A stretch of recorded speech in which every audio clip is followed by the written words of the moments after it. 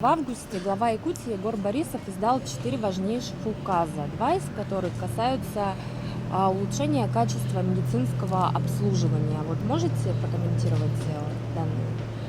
Ну, принятые указы, конечно, ближе к народу, наверное.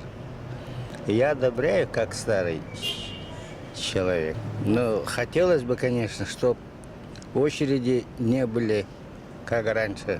Положительно, конечно. Там вот как раз призыв такой, что чтобы не было очередей в поликлинике, улучшение медицинского обслуживания.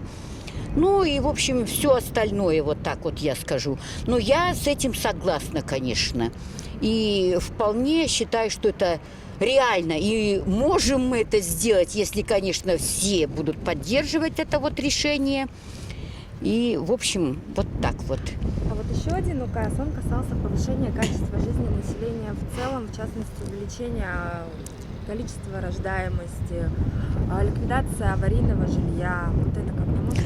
Ой, ну это вообще, конечно, это, по-моему, проблема на первом месте, как я считаю. Потому что у меня у самой внуки, и вот особенно надо поддерживать вот молодые семьи, которые вот именно нуждаются вот и в улучшении жилищных условий, и в каких-то в приобретении жилья. Я являюсь лидером здорового образа жизни Республики Саха, поэтому к таким указам я всегда отношусь очень положительно.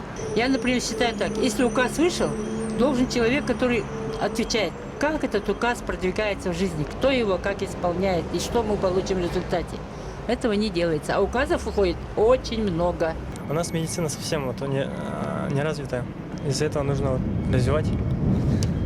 Ну, То есть указ, он правильный, Да, направлен конечно, правильно, на правильные цели, да? да. Коневодство. Я была депутатом Мелтумена, и мы принимали закон о табунном коневодстве, и с тех пор эта отрасль более-менее теплится, и я надеюсь, что этот его указ, особенно с тем, что коневодство закрепились пастбищами, что крайне важно. Вот это, я думаю, будет способствовать развитию коневодства. И сейчас эта отрасль должна возродиться. Рождаемость у нас в Республике Саха-Якутия стала выше намного, как сказать, на 6,3, кстати. Это радует даже очень. Это во благо народа, действительно. И это нужно.